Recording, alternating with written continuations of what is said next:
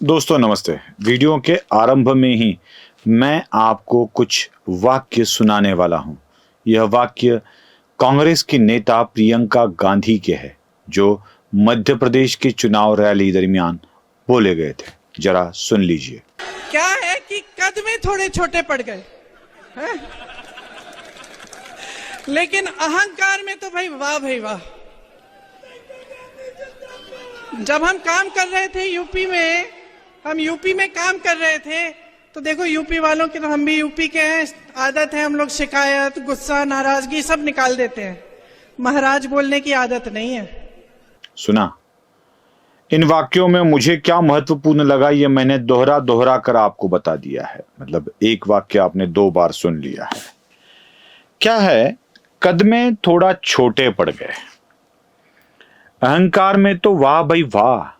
वैसे हम यूपी वाले हैं, किसी की सुनते नहीं हैं, महाराज बोलने की आदत नहीं है, सब निकाल देते हैं यूपी वाले।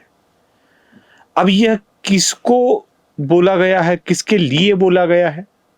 हमें समझ में आ जाता है कि यह वाक्य बोला गया है मध्य प्रदेश के भारतीय जनता पार्टी के नेता और अब के केंद्रीय मंत्री ज्योतिरादित्य सिंधिया के लिए। मैं यह वाक्य पॉलिटिकली किस तरह से बोला गया है इसके ऊपर कोई भाष्य करना नहीं चाहता हूं।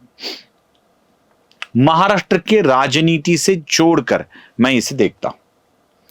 देखिए, महाराष्ट्र की राजनीति में जब भी कोई बात होती है या छत्रपति शिवाजी महाराज के बारे में कुछ बोला जाता है, अगर मैं शिवाजी महाराज के पहले छत्रपति ना लगा दूं तो भी इसको अपमान कहकर बोला जाता है। कोई भी ऐसा कर दे तो अपमान की तरह ही बोला जाता है।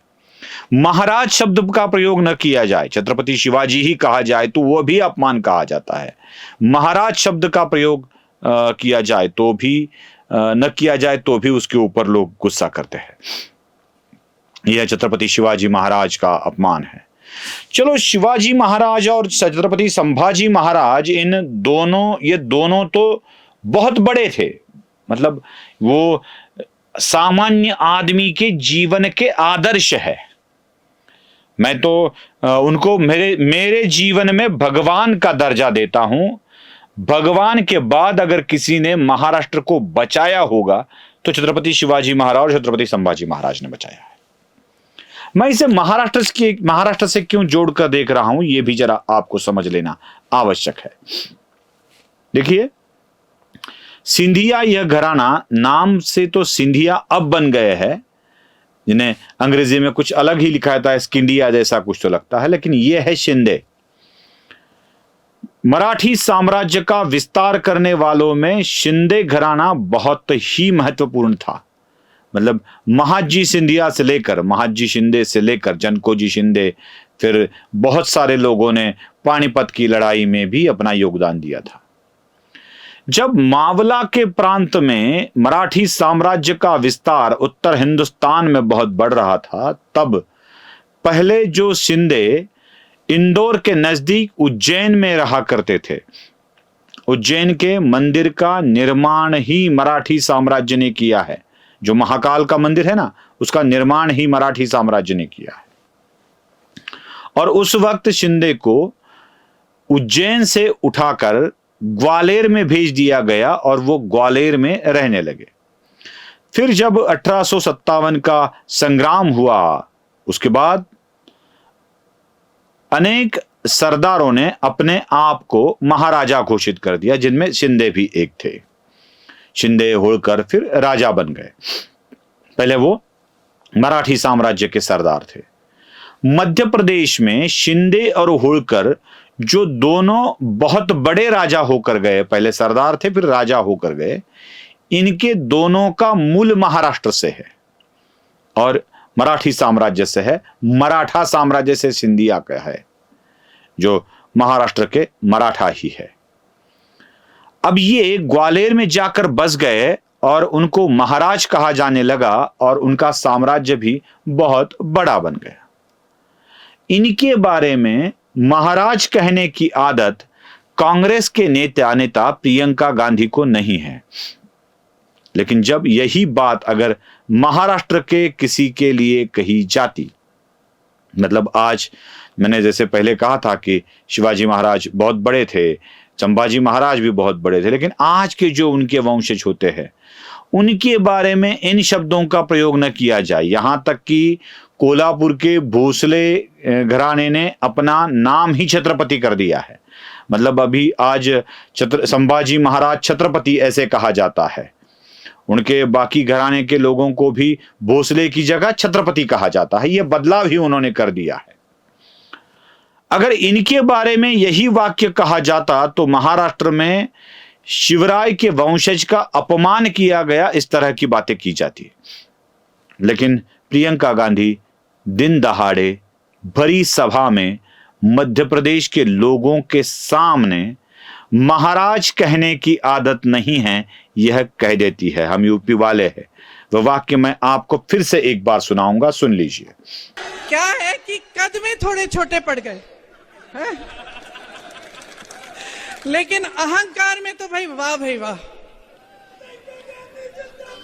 जब हम काम कर रहे थे यूपी में काम कर रहे थे तो देखो यूपी वालों की, तो हम भी यूपी के हैं, आदत है हम लोग शिकायत, गुस्सा, नाराजगी सब निकाल देते हैं। महाराज बोलने की आदत नहीं है। अब सुनने के बाद यह तो यकीन हो जाता है कि महाराज कहने की आदत नहीं है कांग्रेस की नेता को, जो राजीव गांधी की कन्या है, सोनिया गांधी की कन्या है, राहुल गांधी की बहन है, इंदिरा गांधी की पोती है। महाराज कहने की आदत नहीं है प्रियंका को, बिल्कुल आदत नहीं है। ये क्यों नहीं है? जब ब्रिटिश का शासनकाल महाराष्ट्र में था, महाराष्ट्र में जब ब्रिटिश शासनकाल चल रहा था, खास करके उस एरिया में, मतलब महाराष्ट्र का आज का जो मराठवाड़ा प्रांत है उसके अब के 8 जिले, उस वक्त के 5 जिले, हिंगोली, जालना, लातूर उस वक्त बने नहीं थे। उस वक्त के 5 जिले जो निजाम साम्राज्य में थे, महाराष्ट्र में नहीं थे, इसलिए वो ब्रिटिश के शासनकाल में भी नहीं थे। ब्रिटिश के शासनकाल में भी सातारा के भोसले घराने और शिवराय के भोसले घराने के सारे अधिकार संपत्ति को कायम रखा गया था।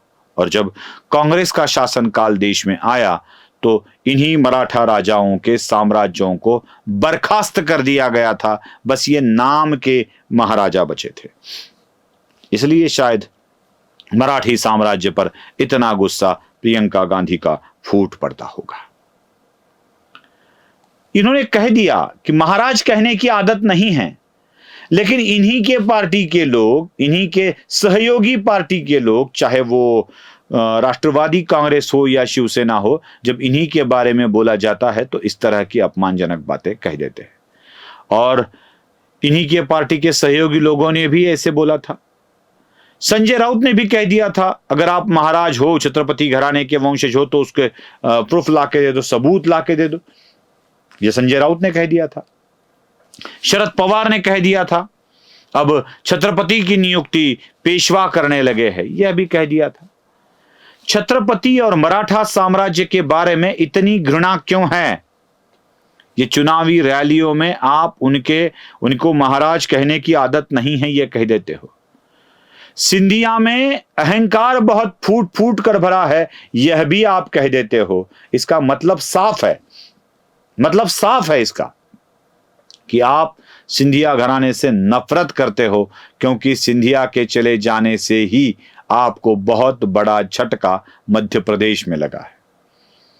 वैसे तो सिंधिया के पिता ने कांग्रेस को अपना बहुत सारा योगदान दे के रखा है। बहुत सारा मतलब बहुत सारा योगदान दे के रखा है। क्या क्या दिया है वह दिवंगत माधवराव सिंधिया ही जानते हैं और कांग्रेस के वरिष्ठतम नेता जानते हैं।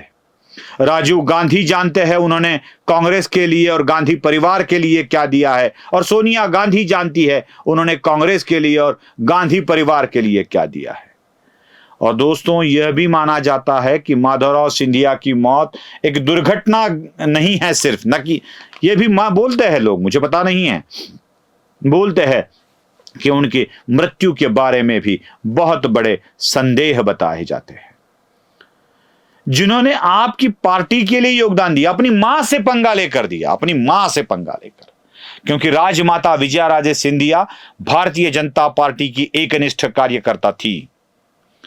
अपनी मां का राजकीय विरोध करके माधवराव सिंधिया आपके पार्टी के साथ रहे, लेकिन आपकी पार्टी ने उनके बेटे के साथ कैसा व्यवहार किया, खुद माधवराव सिंधिया के साथ कैसा व्यवहार किया, यह भी आपकी पार्टी, प्रियंका की पार्टी जानती है। अब बोल रहे हो कद में बहुत छोटे हैं और अहंकार में बहुत बड़े। अब आ गई कदकाठी पे। सोनिया गांधी बहुत ऊंचे कद वाली है, प्रियंका गांधी बहुत ऊंचे कद वाली है, राहुल गांधी बहुत ऊंचे कद वाले हैं, राजीव गांधी बहुत ऊंचे कद वाले हैं। अरे क्या सब कद गांधी परिवार को ही दिया गया है? फिर यह कहा जाता है, कुछ लोग आ जाते हैं गांधीवादी, गांधीवाद के खिलाफ बात कर रहे हो, गांधीवाद के खिलाफ बात कर रहे हो। जैसे आप गांधीवाद के खिलाफ बात कर रहे हो, कहते हो ना, और कहते हो कि हम हिंदू धर्म के खिलाफ नहीं हैं, हिंदू धर्म के पाखंड के खिलाफ है, वैसे ही मैं कहता हूं, मैं महात्मा गांधी के खिलाफ नहीं बात करता हूं, पाखंडी गांधी के खिलाफ बात करता हूं, जो पाखंडी गांधीवाद मानते हैं। सिर्फ कोई कुलनाम लेने से गांधी नहीं बन जाता है, कुलनाम लेने से गांधी नहीं बन जाता है, और वह भी गांधी परिवार के साथ, मतलब महात्मा गांधी के परिवार के साथ जोड़ा जाता है। क्या देख लीजिए, कदकाठी नापना है तो अधिकार किसने दिया? किसने दिया यह अधिकार आपको कि दूसरे के कद को नापा जाए, दूसरे के कद को गिना जाए और कहा जाए कि ये छोटे कद वाला है, मैं बड़े कद वाला हूं? राजनीतिक कद किसका कितना है, यह ज्योतिरादित्य सिंधिया ने दिखा दिया है। ज्योतिरादित्य सिंधिया ने कि ज्योतिरादित्य अगर कांग्रेस के साथ नहीं रहते हो तो आप कभी विजयी नहीं हो सकते हो, कभी विजयी नहीं हो सकते हो। यह ज्योतिरादित्य सिंधिया ने दिखा दिया है, और वो कह भी दिया है, उन्हीं की जुबान से वही वाक्य सुन लीजिए। पूरा विश्वास था कि जनता का आशीर्वाद भारतीय जनता पार्टी के साथ रहा है, और जनता ने अपना निर्णय साफ कर दिया है। और जो लोग कद की बात कर रहे थे, ग्वालियर चंबल संभाग की जनता ने और मध्य प्रदेश की जनता ने उनको अपना कद दिखा दिया है। सुन लिया, ऐसी इज्जत निकल जाती है प्रियंका जी, इसलिए किसी के कद काठी के ऊपर मत जाइए। वीडियो पसंद आया हो तो लाइक, शेयर और सब्सक्राइब जरूर कीजिए। धन्यवाद।